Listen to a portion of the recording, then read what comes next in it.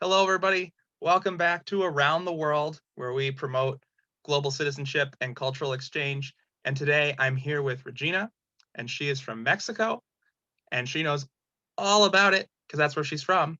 So we're going to talk with Regina about what she knows, and it's going to be fantastic. So just to start off, would you like to introduce yourself a little bit more than I just did and maybe say where exactly in Mexico you're from? Yes, of course. So, hola a todos. My name is Regina Cornish. I grew up in Monterrey, Mexico. Monterrey is in the north of Mexico, so it's very close to the border. It's like 2.5 or like 1.5, 2 hours from where I am by car. Okay. And I guess a little bit about me. I grew up here, as I said. When I was 18, I decided to go and study abroad. So I studied in the United States. With Mike here, and I studied at Lawrence University. It's a 4-year course. So there, something different about the United States and Mexico is that in Mexico you usually have to pick one major, but in the United States you can be a bit more creative and do two majors or a minor or something like that. So I thought that I wanted to do two majors. So I went to the United States and I graduated in government or international relations and psychology with a concentration in like socioeconomic development, things like that. I guess something that I would like to point out, and I think it would help with the conversation, is that throughout my years there, on my second year, I decided to do an internship for almost 10 months in Geneva.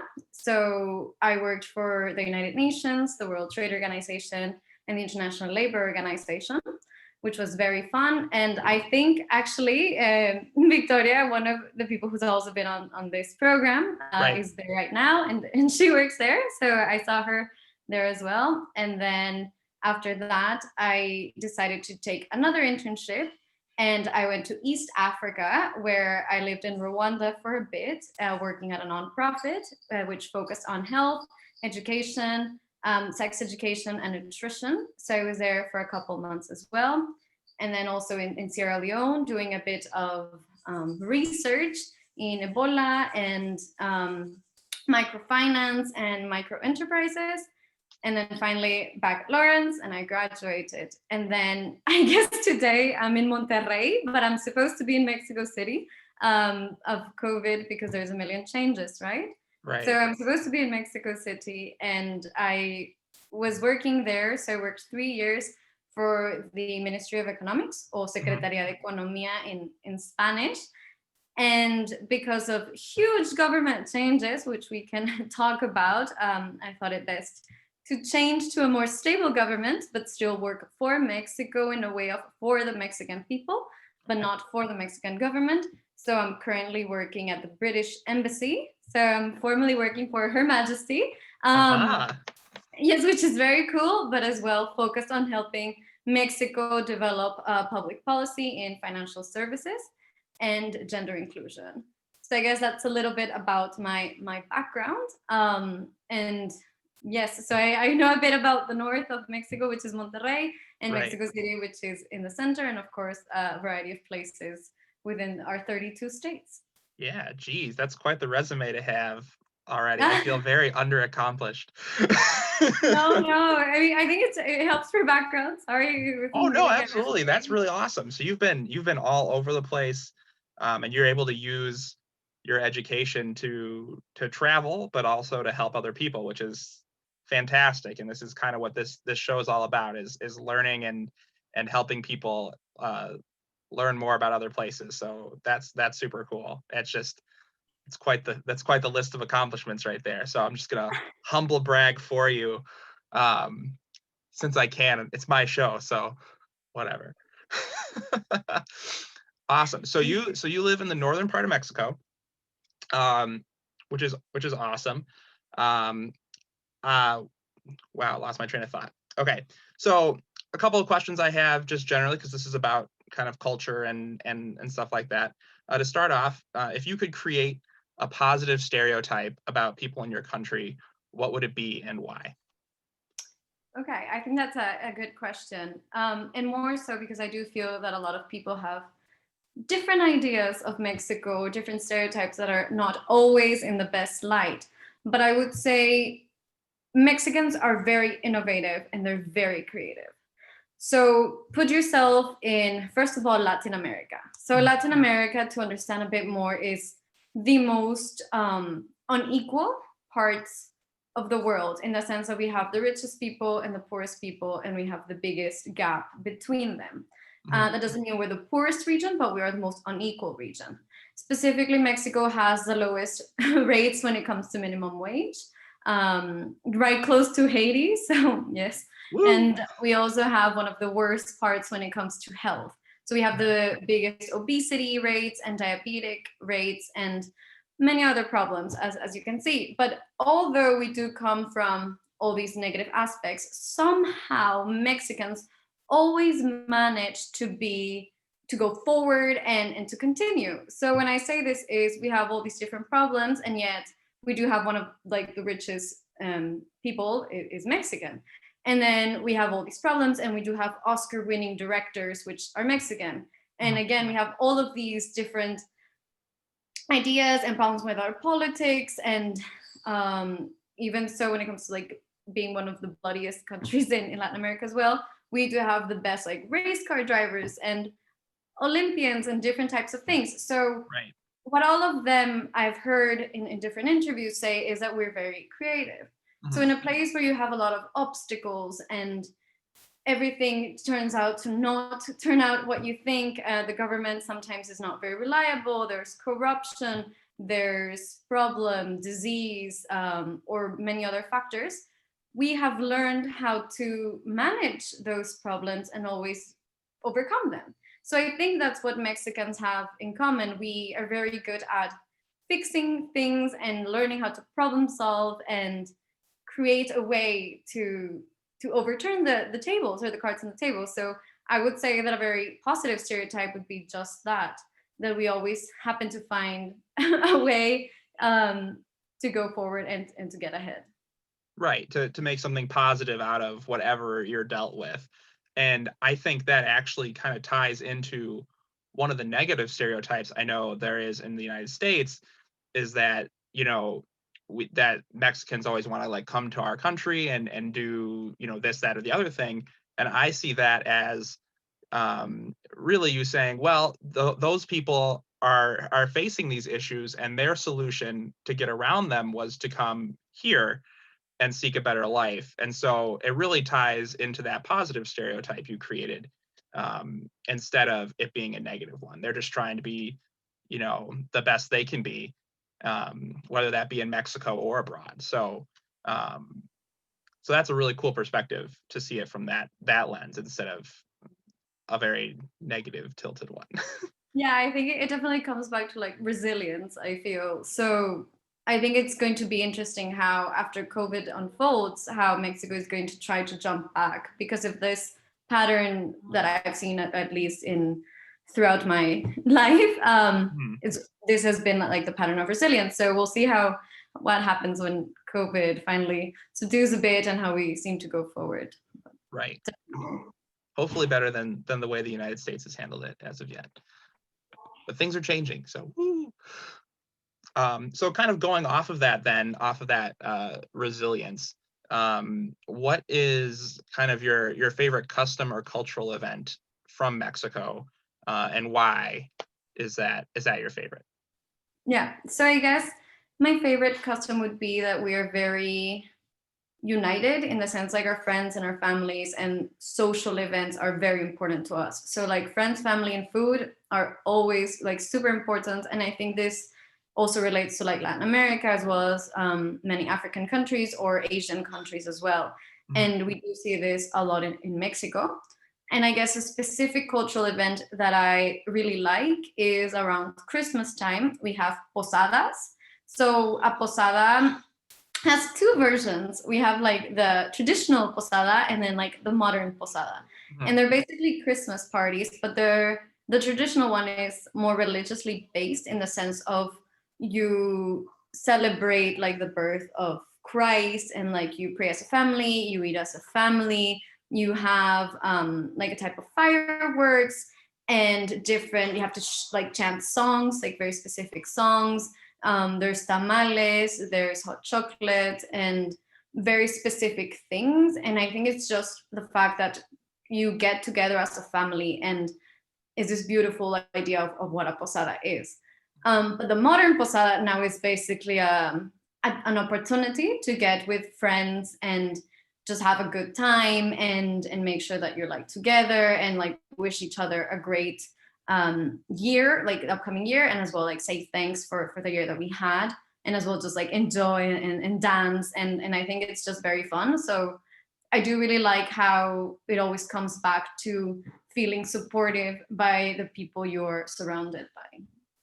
Yeah, I've tended to notice from the different kind of media that have really kind of portrayed Mexican culture that it's very family focused and very family oriented. Um, and so I wondered if that was just kind of like Hollywood picking on something and deciding that was it, or if that was actually how it works. Because I feel like a lot of times when media decides to focus on a particular culture, they like pick the one thing and they're like, this is everything about this country, and it's like, well, Yeah, no, definitely. And I do think that Latin America does have that, and as well in Mexico, like because I'm here with my family. Every Sunday I see like my grandmothers and like my cousins, and then we always like hang around, and I'm like surrounded with them. And I think COVID has also even increased that a bit, because we do keep our circles very small, so it's important to keep them even smaller. So I do like see my cousins a lot, and it's definitely very family oriented. And I guess in a way they could be a bit nosy, but as well it's because they care and they like want to make sure that you're okay. And it's at the end of the day, I guess it's what we have. And yeah, and then that's like what family life is like in Latin America, and I really enjoy it. And it's been nice to, I guess, be back after 7.5 years that I hadn't come back to my house, like in Monterrey. So it's been good to be back for a bit, and we'll see when I go back to Mexico City. Yeah, I was gonna say, it seems like that's in kind of like a stark contrast to the way it is in the United States, where like we value individualism and like maybe to a fault, whereas you're more of like this collective group kind of thinking. Do you think that helps your people as a group being able to like being willing to fall back on those supports and being willing to like trust in family and have that kind of more of like a communal atmosphere, whereas we're more like you're on your own, good luck sort of thing? I think so, in the way of, I do see it like with my friends from the United States, who's like, okay, you're 18, bye, see you later, like leave. And it's super different. Like your parents will never kick you out. They'll never be like, leave. People usually leave because they have a job somewhere else, or they get married or something like that. But it's still super family oriented. The doors will always be open, and it's like important for everybody to feel and understand that. But I think something important that I would like to point out is Mexico's super diverse. So the north, the center, and the south are completely different, in the sense of the north has all these stereotypes of being workers, direct, more like cold, a bit more individualistic in that way. And then the center is a bit more political, strategic, I would say. And then the south would be more of tourism and services and just having like a good time type of flow. So like thinking about that, I think that the north is a bit closer to the points of view of the United States, because we are so close to the border.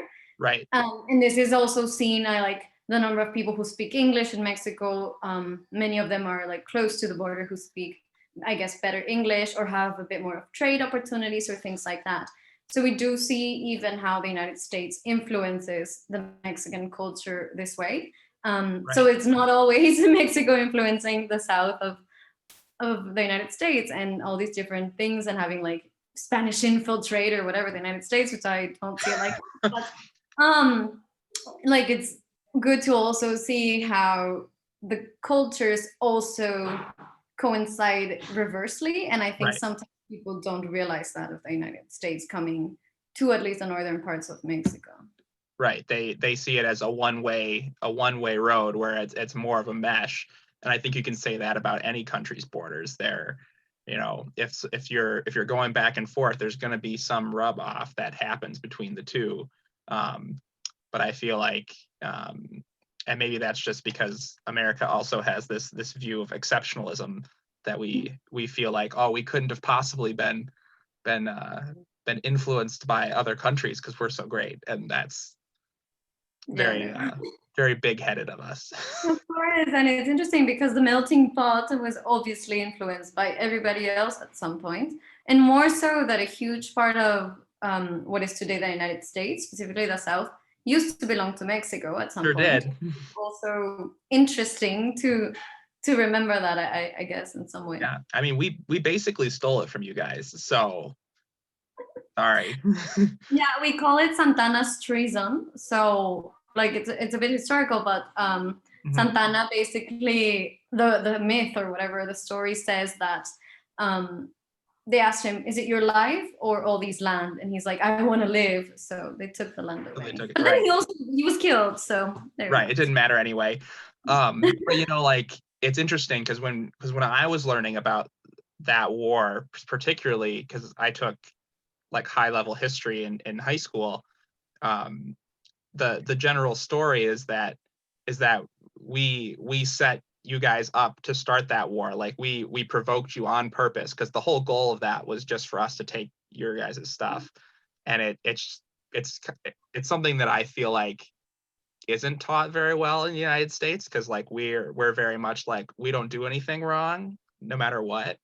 And I know obviously, like, and you guys have obviously learned, like, probably in school, that like that was not great, and like you call it Santana's treason because he was willing to give up all the land instead of just die or whatever, like that kind of thing. So like the changes and like the way we view history is so different because of how it turned out in the end, which is definitely. And I know it's gonna be super like geeky of me, but I like that resonated with the line in Hamilton's play of who lives, who dies, who tells the story. Exactly. So I think that's also part of this, and also who survived, right? And like, what story do you actually want to tell the people, and from what country is it coming from? So definitely it is very interesting to think about. Right.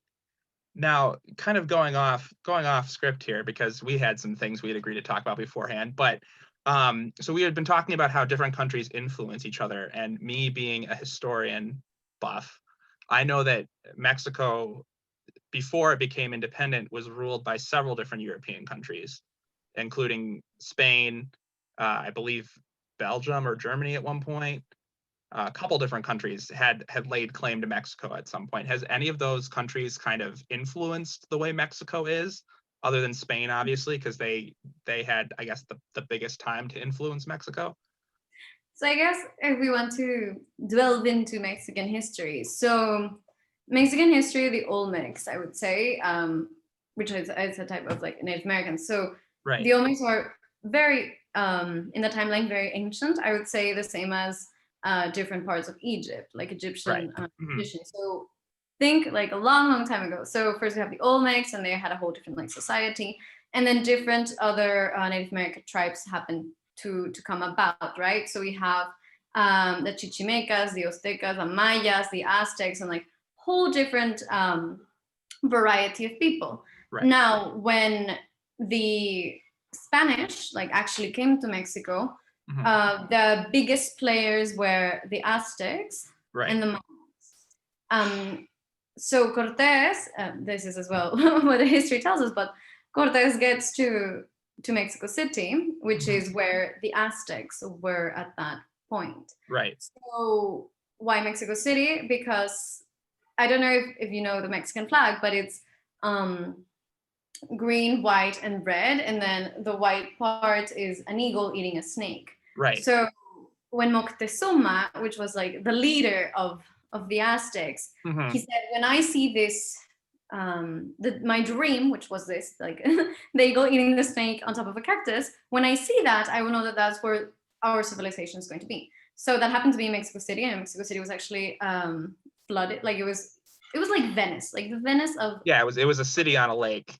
It was a lake, exactly. Right. So it was like, you just like imagine a Venice. So they get there, and then when the Spanish come, they see like this huge Venice, because it was even larger than it. And it was like amazing. But of course, the Spanish had different ideas, and the conquest began, and a lot of lives were lost, and all that fun things, right? So finally, we have the Spanish going there. And then on your question on which European countries, it was mostly Spanish, and there was a part of the French being there, but the French were also there because they wanted to get as well to the United States. Right. We didn't really have like Germans, or not really like Belgians or any other power play. More so, it was just the Spanish. And since Cortés came in 1510, like 1500s, kind of, Mhm. and like Spanish people, our independence wasn't until 1810.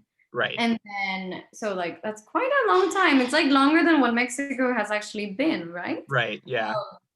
So then taking that into consideration, so that's like 1810. And then we have the Revolucion. So Mhm. it got to a point where the elite Spanish were ruling, which is Right. fair for the rest of the people. That we have the Revolucion in 1910. So we have the independence and the Revolucion, which are 100 years apart. Right. Um, and then from that, we finally have like what we know today of Mexico. And when you come to the political side, so we have the PRI. So the PRI is a political power that is still in play today. So you guys have like the Republicans and the Democrats. So Right. we would be like one of them. We have PRI, PAN, PRD, Morena are like the bigger ones, but actually there's more than like 12, 13 Right. different. In Mexico, we have a lot of parties, unlike you. And the PRI ruled for over 70 years. Right. So it They was had a monopoly on power for a while, right? exactly. So it was like the perfect monopoly, or the perfect dictatorship, is what they call it. And Right. it's just recently in the 2000s where there was a change of party, Mhm. um, PAN, and then we went back to PRI, and right now there was another change of party to Morena.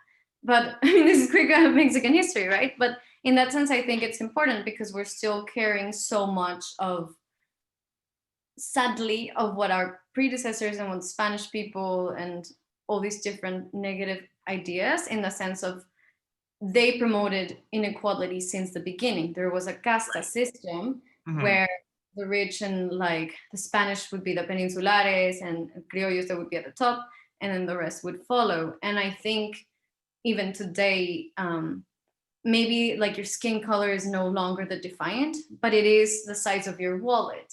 And Sure. people do see, like in Mexico, there's that discrimination in that sense. And I think many people don't realize it. And I do think that we're carrying so much of our past when it comes to this.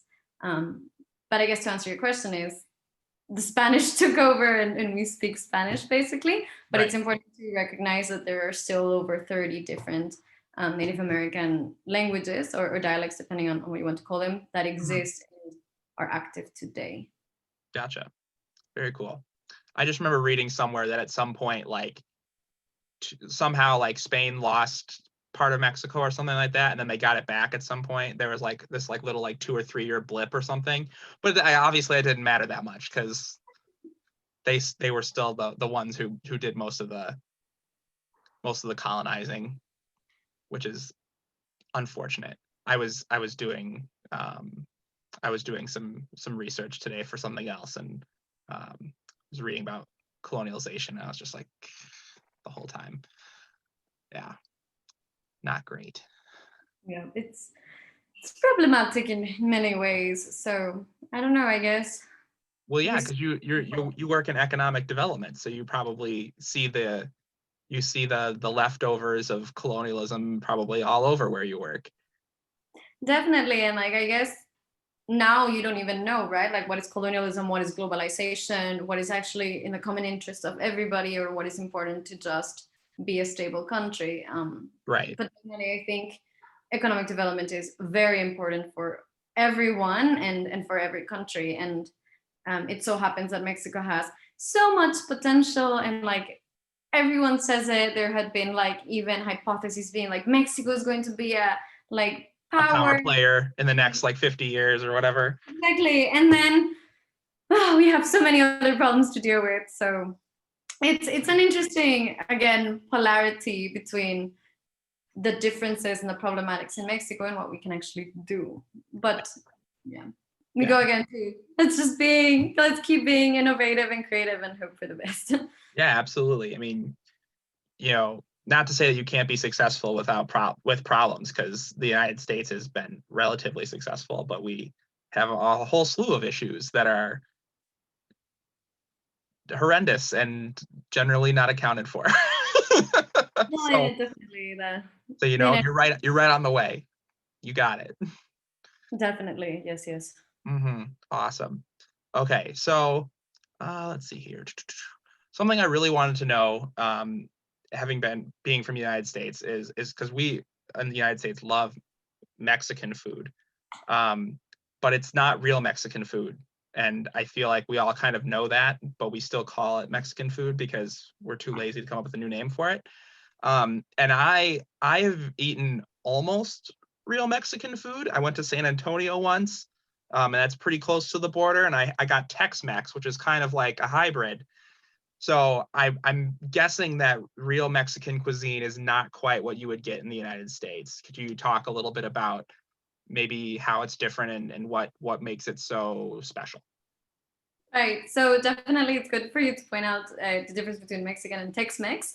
I mean, both are good and everything, but it's not the same thing. So real Mexican food is, first of all, we don't use cheddar cheese. Like yellow cheese in Mexico it's not a thing. No, no. We have a lot of different cheeses, like Oaxaca, Chihuahua, and a million more, I would say. But it's important to remember. So every time you see yellow cheese on a Mexican dish, it's not real. Simple fact. Also, we don't really use the hard shell tacos. No, Yeah, that's not an a thing. American thing, I would assume. Soft tortillas or tostada, which would be like flat. Yeah, Um, okay. so it's also, I guess, one of the pointers. And the Mexican food that I enjoy the most, and I think it's everybody, or at least most people in Mexico enjoy, is we have enchiladas, chilaquiles, mole, and so enchiladas would be like soft tortillas. I guess that's more common in the United States. But again, remember the right cheese, which would be a bit more white, not as yellow. And then we have so many sauces, like salsas. So Right. we have from like red to green to any other type of color that you can imagine. And I think that is also a great big part of the Mexican cuisine.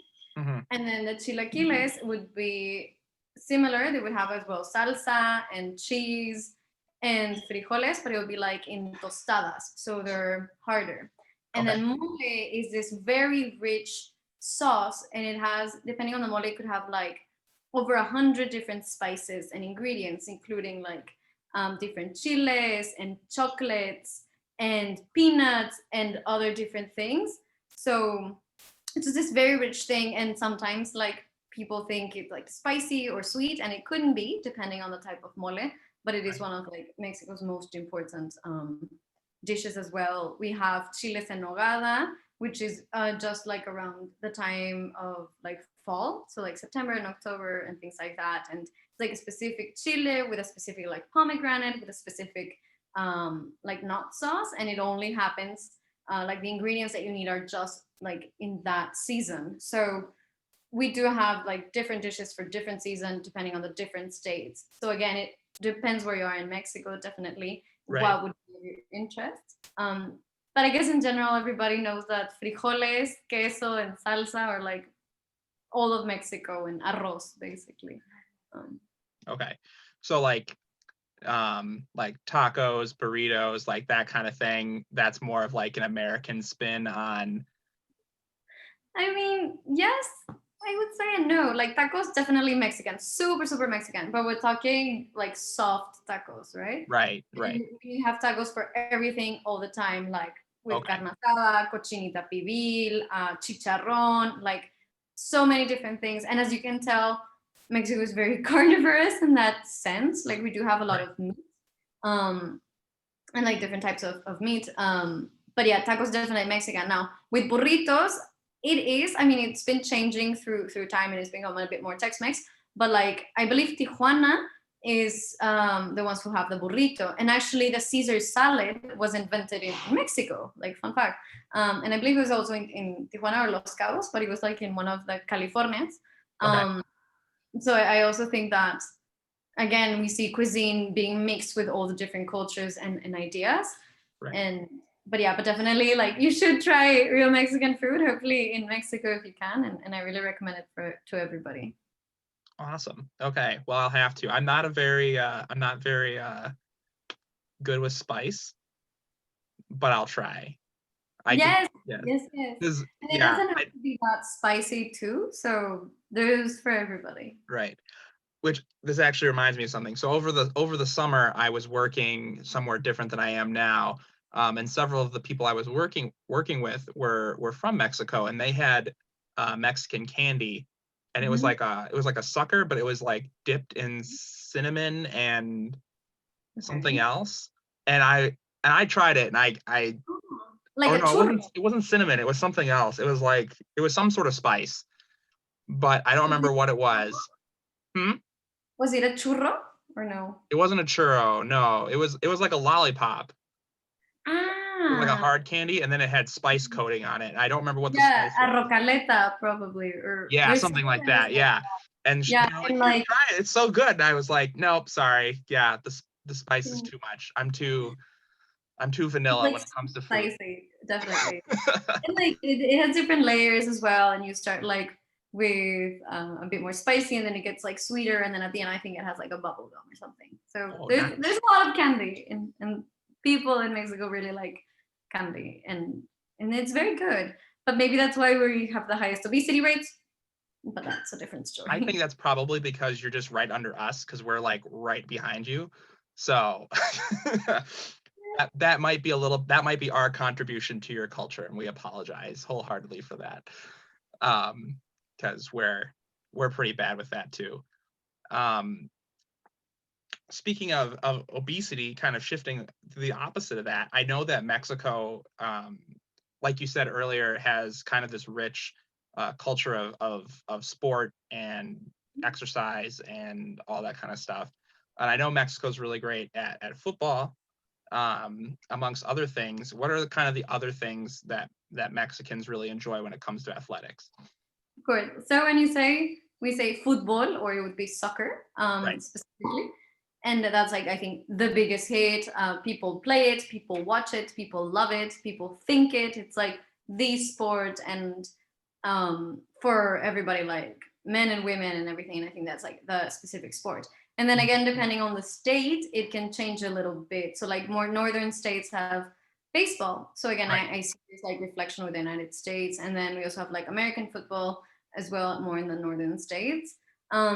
But then I guess more traditional sports would be like, and this would be coming from Spain, like la toreada, or like it would be like a bull basically, and this would be more in like Guadalajara, I would mhm, say. So it involves like a bull and like a type of torero thing, and you have to like run, and it's like I don't like it, so I'm not a fan of it, and I can really explain it. But there's like very traditional sports as well when it comes to the south. mhm, Um, but I do guess we're like Mexico is very known for being good at like archery, for diving, running. Like I'm comparing to the Olympics at least, right, um, among other sports. But I do know that because of Mexico having an easier climate. I mean, not all states because they're all very different, but there's a big culture in like running and like pentathlons or like marathons or things like that. right. Um, so yeah, it's good to see it. But again, I think that's like a more personal part. As a national sport, I would definitely say football or Right. soccer. Right. Yes. Yeah, I think in the last World Cup you guys eliminated us or something again. So, which is Yeah. fair because you guys are way better than us in football anyway. Oh well, that's all right. We're good at other things, so we'll let you guys have that one.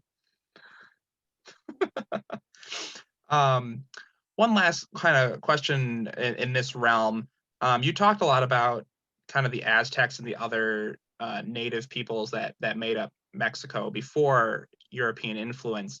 how much was that taught to you in school?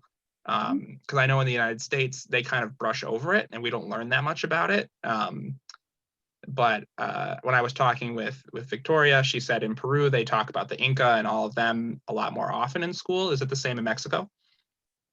I think so. I mean, I wouldn't know how to compare it to Peru, but definitely like in our history classes, the Mayans and the Aztecs and the Olmecs were always very present. And I guess something different from the United States is we have a lot of archaeological sites that you can visit, and there's a lot of pyramids still standing, Right. and like ancient tombs and things like that. And we do appreciate it, and we do see it as part of the Mexican culture and the Mexican tradition. And it's this like magical, mystic part of it. Right. And because some, like the majority of the languages, or at least some of the languages, are still alive, and it is important and it's like still present, I would say. But again, this is seen mostly like from the center to the south of Mexico, not Right. really in the north. In the north, we have the Tarahumara and just a couple others, but the majority are like from the south. So I guess because you can physically go and see the pyramids that are still standing and like all these different sites, I think it does bring it back. But I guess something to consider is we don't learn an indigenous language in school. Like, Right. they're gonna be like, "Do you want to learn Nahuatl?" You're like it's What never would you been use it offered. for? Yeah, exactly. Yeah. So it depends, and but like inversely, everybody who does speak these native languages do have to take Spanish in school, right? So, and that way you do see kind of the not the pressure, but I guess to be feel more integrated in Mexico, you do have to learn Spanish because the government is usually in Spanish. And just like recently, they're starting to add a couple more things in different like indigenous languages, but Sure. before they just were very secluded. So it's weird because we have this like mystical love for our past and like, oh my god, all these different like traditions, but yet again, they're the people who have it worse off in Mexico. They Right. have like not that great of an education, they're more secluded, they're not considered, you don't see them usually like at restaurants or like at nightclubs or things like that. It's mostly like selling something on the street. Sure. So again, this polarity of what is it really like? You're proud of being cultural and having all these different like rich past, but yet again, those people, you treat them like Are not suffering very the well. most. You know what I mean? Right. So again, yeah, I think it's an interesting topic to think about, and it's definitely one that should be in public policies agendas more often. Right. Because I would say in the United States, the reason that we don't have that as often is because our policy has been to seclude and sequester them off into areas where other people aren't around them. So we put them on reservations, and then we've had kind of a very brutal history of trying to Americanize them in some sense, where their culture still survives, but it's in such tatters now that it's hard for any normal, or not to say normal because we're all Americans, but like any person that's in mainstream America to kind of find that, because it's been so stamped out by our government in particular. Whereas I feel like I don't know necessarily how Mexico has officially through policy treated the people in Mexico, but I know that they, from what I understand, they're not as, it wasn't as direct as what the United States had been doing. Is that true, or is that has there been direct persecution of Native people in Mexico the same way there has in the United States? Not really, or at least I couldn't say, but I think something to consider is you guys have more wealth, or at least more possibility to do certain things. We don't. Like, why would you waste resources in secluding someone if you have to worry about feeding them first and making sure they speak Spanish and have an education and like different things? So definitely that's the thing. The government didn't care. So that was right. So that maybe says something worse about us. Maybe, like, I don't Yeah. know, but at least on that part, No, not specifically, I would say. But I mean, what is obvious is industrialization or like tourism or things like that. Like being like, oh, you live like in this rainforest, we don't care, and they like destroy it, things like Right. that. That kind of thing. But I don't think it's directed as in like, oh, they're different, let's do something. It's more as in like, I want that land, it has money and profits, like I'm gonna take it, Right. type of That idea. it's a different kind of interaction. Definitely, I think it is a different, Yeah. just and I think something I want to point out, and maybe this is just me, like, I don't know if you knew this, but like you guys are the United States of America, and we're Estados Unidos Mexicanos, which would be the United States of Mexico. Right. I guess one, that's like a different similarity again in the name, and another one is, I guess in a way we're all Americans in the sense that we're all from the Americas, right? Right. Like Canada, United States, Mexico, and like all of South America as well. Right. So I think it's interesting that although knowing that we're all technically Americans, the people from the United States keep saying that they're like American. I don't know. I just think that that's an interesting thing to note about language. That's a very in America we call that, or sorry, in the United States we call that American exceptionalism. Mm-hmm. That was a big history thing for us. There was a very solid time period up until pretty much now still, because there's still a large people who think of it, but there's two main things that kind of drove America. It was manifest destiny, which was that we were supposed to control the entirety of the Americas, mm-hmm. and American exceptionalism, which means that we do no wrong and we're better than everybody else, right? Exactly. And so there has been a growing movement in the United States to stop using that term so widely, though. It hasn't obviously caught on, and we're still pretty used to it. So, oops. Yeah. Language. Yeah, I know, right? It's intense. Whew. Okay, so let's see here. I've only got a couple more questions left. So the first one I really was interested in was kind of diving deep into politics a little bit. So we talked a little bit about how PRI kind of ran the country for 70 years, so they had a kind of a monopoly on power. On the other hand, your government is unique in the fact that your executive leadership is limited to only having one term.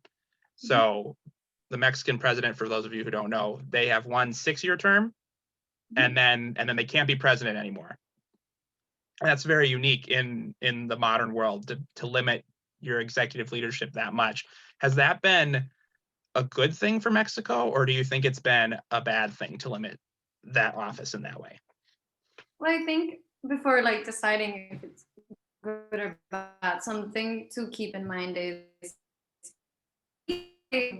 dictatorship, right? Porfirio Diaz was a dictator for over 40 years, which mm-hmm. meant that he got reelected magically many times, Sure. And then we also saw other presidents as well being magically reelected several other times, and we have this history, right? And sadly, most of Latin American countries do too, where they actually had like a dictator, I don't know, like Trujillo, Pinochet, and like other ones. There are quite a lot. There's a few, yeah. But like stating this, I guess for us, it was important to limit the terms because we realized that it's not okay to live under a dictatorship, and it's important for the people to have a voice and vote and have a actual democracy. So that's why the PRI was very smart in the sense of they changed presidents. They really did, but they controlled all the elections all the time for more than 70 years. So again, it's like, was there really a democracy? No. So I guess keeping this history in mind, when you ask, well, how has it affected Mexico? I would say maybe we didn't have a choice. Like, this is what we learned. Like, history taught us that we can't trust people to stay more time in power. And if you think of it, like the United States can be 4 years or 8, we have 6. So I guess it's like an interesting intermediate between the 4 and the 8. Mm-hmm. And that's it is enough time to maybe start doing something or like leave an institution behind, but it's also enough time to be like, you know what, people are super like angry at this, next. Right. So I guess that is interesting. But in other levels, so like in the state, Senate, Congress, governors, things like that, there Right. are types of re-election, and that has been accepted. Okay. But it's just like the presidential figure, I guess, because of the history, is still a no for the moment. Yeah. Right. Right. That makes sense, though. It's nice that even though it was, you changed it and then it was still kind of manipulated in that way, it's nice that you made the change, even if it didn't really take real effect until much later. 2000s, Right. which is Yeah, like, exactly. It wasn't that long ago. So yeah, it's interesting that that those kind of changes can happen, and it ended up working out not in their favor in the long run, because they ended up losing the office at some point, right? So like they got it back, I guess. So, whatever. yes, American politics is a whole different animal, I would say. Yeah, no, that's for sure. I mean, the United States has had some pretty interesting 4 years. So our politics has gotten divisive as well. And Yeah. right. And I think that's just kind of a global trend at this point, is they've gotten that way for lots of different reasons. And that's a whole nother video. talk about that for a long time. Now, the other major political thing that I know Mexico has been kind of grappling with for a long time is the drug trade. And I know part of that maybe has been pressure from the United States because of our incredibly strict drug laws. How has Mexico kind of tried to rise to this challenge, and how has it fallen short? So I guess in every side you need a supply and demand, right? Right. So I guess because of people and the land and everything and the interest and the capital to buy it, the United States has been the demand and Mexico became the supply. Right. So in that way, we did see and as well other Latin American countries, right? But we did see how the increase of creating drugs happen in these countries and in Mexico, and then be transported to the United States or sometimes even to Europe, be sold. And I guess at some point, the government was able to negotiate in certain ways with specific drug lords, or at least areas or whatever, to make sure that there was a bit more stability or peace, and there were like certain agreements or whatever. And then, as you mentioned, the United States started pushing to be like, no, we're going to be like hard on what can actually go through the border and not, and like people are dying, there's like overdose, whatever, let's stop this. Oh my God, of course the fault is in Latin America and the supply, and not in the demand and education. That's a different topic. And they started to pressure in this way all these different countries, right? So what started to happen is what became the war on drugs, no? Right. So this meant no more agreements, no more like quietly, sneakingly doing certain things for it to get across, but it was like, let's stop. So what happens when you actually stop this is a lot of people who already have a lot of money because they've been involved in drugs and selling and buying and operations and logistics and employment and all these different things. They're invested at this point. Exactly, like this ecosystem provides, and it's like, how are you going to go against people who have like so much military arms and actions and like guns, which of course were bought in the United States, because Mexico, we cannot hold a gun, and you can't actually, like, it's very difficult, like gun control here is super strict, right? And it's not common at all. So evidently the guns come from the United States, right? And so we have all these different power plays coming like about, and now having the drug lords be like, well, if you're stopping all these different things, then now I'm going to start kidnapping and killing and doing things more in your face, right? For these power struggles. And then you start to like, if you take the head of the snake, you have a lot more things coming out. And that started to happen for several territories. And that's why it became very bloody, I guess now maybe like 10 years ago and like to recent times. And more so, I think newspapers were saying that the year 2020 was one of the bloodiest years in history. And I imagine like you put the pressures on COVID, so the lack of economy and like commerce, and now all these different things on like drugs and the change in leadership and a million other and frustration of being inside your house or whatever. So you have more violence and Right. more so in the sense if nobody's buying the drugs or nobody like has a different way to make their income, then people start stealing because they need to eat and survive. So you Right. have like all these different things coming about. But I guess specifically like what Mexico is still trying to do is, I guess, keep fighting in the sense of ensure that there's peace for the civilians and for the people and that everything is okay. And I think something that might help in the long run is Mexico is going to become, if not already, the biggest supplier of marijuana, legal marijuana. Right. Congress and the Senate, I think now they both passed it, or we were missing one of the houses to pass it. But it would, like the idea is it's going to be passed. So now we're going to shift this idea of we're going to get more revenues and profit on marijuana, which is now a legal drug. And I guess some of the states in the United States are doing similar things.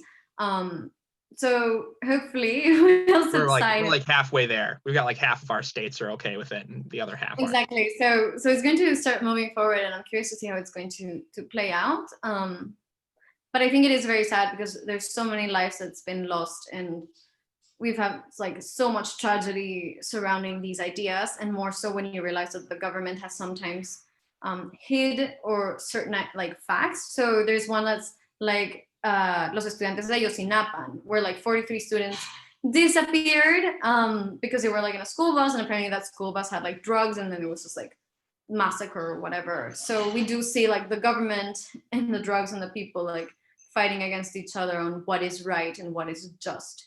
But Right. overall, I think everybody's super tired of violence. Sure. And I think that's what people can agree on. Yeah.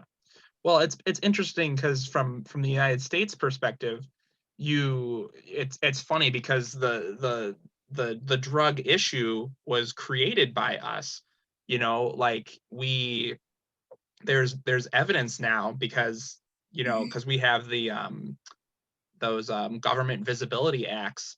All these different reports have been declassified, and we've learned that in the 70s and 60s, the government was actively funneling drugs into certain neighborhoods in an attempt to destabilize them. And those drugs were obviously coming from Mexico. And so we created this problem. And then all of a sudden we decided in the 80s that this was not, that we made a mistake, and we've cast the blame on you, which is oddly very American, but also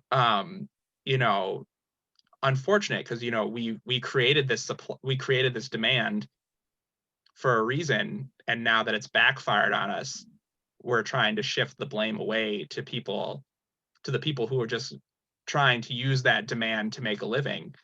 And it's caused violence and issues for Mexico, which is entirely unfair. It's the problem that we've created, and we're not really helping solve it, is I guess is what I'm trying to say. Yeah, definitely. I hope it gets solved at some point, but I think it is very unfortunate for everybody involved and like both sides of the coin. Absolutely. I agree. All right. So we've got just a few more things to talk about. Most of them just kind of revolving around the fact that you came to the United States for a couple of years. You're from Mexico, so you get this kind of dual perspective. You've lived in both places. Could you talk a little bit about maybe the differences that you noticed between Mexico and the United States? Definitely. So I think we have touched on a few already, like this difference between individualistic culture to more like collective and like family oriented culture, as well as the food a bit. I guess even like the personalities in some way. So like all of those interesting things. But I guess for me, what was the biggest difference was that when I came to the United States, specifically in Wisconsin, people made a fact of like my skin color, and I had never had that in my life. It was like nothing to consider, I would say. Like maybe here you'd be like güerita, which would be like, oh, blondie or whatever, but they say that to everybody who's like, I don't know, walking around trying to buy anything in like a market or whatever. Right. But then in the United States, they're like, you're not white. And I was like, oh, thank you. Like, what does this mean? You know what I Just to mean? So me, yeah, thanks for letting me very know. interesting. Because like for the first time, I was like, okay, like I'm not white. Like, okay, that's like, and I don't care like what color it would be, but I just like because they made it a fact. I was like, why does this even matter? You know what I mean? Mhm. Then I realized that okay, maybe it makes sense. I have like curly brown hair. I'm like very short, very petite. I have brown eyes. I don't know. And then like people in Wisconsin are usually like very tall, like pale, like blonde, blue eyes or whatever. So then I realized that like maybe I am yellow or whatever color in Wisconsin, but then like in Monterrey, I am white maybe. And then I don't know. So again, it always depends back to what you're comparing yourself to and what you're referencing. But just the idea that it became a thing for me was just like shocking in that way. Right. So I guess that was the thing that stood out to me the most. But the rest, I guess, like we're both very similar. Like people in general are very, very similar in the sense of we want the same things. Like we want happiness, we want safety, we want health, we want like a healthy environment in the sense of we have like a support system and like friends and family, like all these different things. So when it comes to what people like their needs and their wants, I think it doesn't matter where you're from or where you're standing at that moment. At the end of the day, we're all humans and we all want the same things. But Right. it is very different to see it through different lenses or glasses, Right. depending on where we are coming from. And the important thing is just to remember that it's important to respect each other and we're all diverse and it's better to celebrate this than try and like harm it or take it away or become envious or destroy it or reject it. And I Right. think that's the most important part. That was a very Maslow answer. Throwing some psychology at you. Of course. Yeah. No, that's good. I mean, I would agree in the sense that, it's interesting. I'm not actually from Wisconsin. I'm from Illinois, so I'm from around Chicago. But the suburb I grew up in was in a sense incredibly American, as in that we were like 96% white because we're very race conscious in the United States. And so it wasn't really until I was much older that I really started interacting with people of different ethnic and racial backgrounds. Um, and what you come to realize when you start interacting with people who are different for whatever reason is that those differences are okay and that it makes you richer as a person to interact with these different people and these different ideas. Um, so I think something that America definitely gets wrong is that we're so willing to kind of shelter into our own groups, um, whereas from what I'm understanding from our conversation so far, Mexico is much more willing to kind of accept that diversity, um, just even a little bit more than we are, but also just kind of embrace differences, right? Even in the United States, we have a hard time getting along with people from different regions of our country for whatever reason. Um, and I think it's a great point that you've pointed out that coming to the United States is just a new way, kind of to experience these new ideas and these new um, people. And it's interesting that the one thing that affected you the most is probably the most American thing, which is it's like, oh yes, your skin color is different. You know, that's Right. And very I'm like, us. oh, yellow. Like I Nah. don't know. So I would imagine, like, imagine, I don't know, people from other parts of the world. I mean, they would have it way harder. And I was just like, how is this even a thing? But yeah, different conversation. Yeah, it's incredible how focused we get on that over all the other things that we could focus on. We could focus on, the fact that you have a rich cultural history, or that that there's all these other things about Mexico and people from your area of the world, but we focus on the fact that your skin is a slightly different tint than ours, and that's what defines you apparently. So Yeah.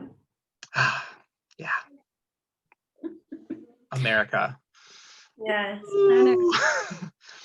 And it's weird because I'm betting that like my friends or even me maybe like probably my skin is lighter than most people from different parts of the United States anyways. But I Right. guess Wisconsin in particular might have not been the case. But I just think We're it's like pretty pale up here. We don't get much sunlight. definitely. It's all the snow. Awesome. Well, that's all I really had to talk about today. I don't know if there is anything that you are dying to share that I didn't get to, but if there is, you know, go ahead and speak to the internet. The floor is yours.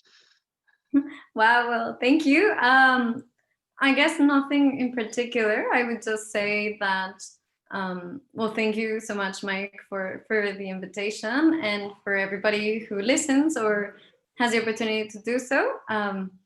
I guess the important thing is just keep your heart open, keep your mind open, always see the possibilities of learning new people, like learning new things, meeting new people, going to different places. If you can, I think it's important to travel, even if it is within your own country or within your own state. Right. I think that is one of the richest thing for oneself that you could do. Even so, like there's so many different opportunities. I'm not sure now because of COVID, but there's so many different opportunities of applications where you could go and like represent your country and in different countries around the world. Right. Some of them are like for free if you get in. So I would definitely encourage everybody to do that and yeah, just keep understanding and meeting people and don't be so quick to judge. You would always be surprised what you can find, and every mind is a different world. So I think it's super fun and interesting and important to meet and see and explore all these new worlds. And yeah, so I guess that would be my concluding message. And again, thank you so much for the invitation. And yeah, I'm in Mexico. If I happen to bump into anybody, that'd be awesome. If not, gracias y adios, buenas noches. Absolutely. Thank you so much for coming on and sharing with us. And that'll be this for around the world. Our next video will be about somewhere else. Haven't figured it out yet, so stay tuned. Bye. Bye, gracias.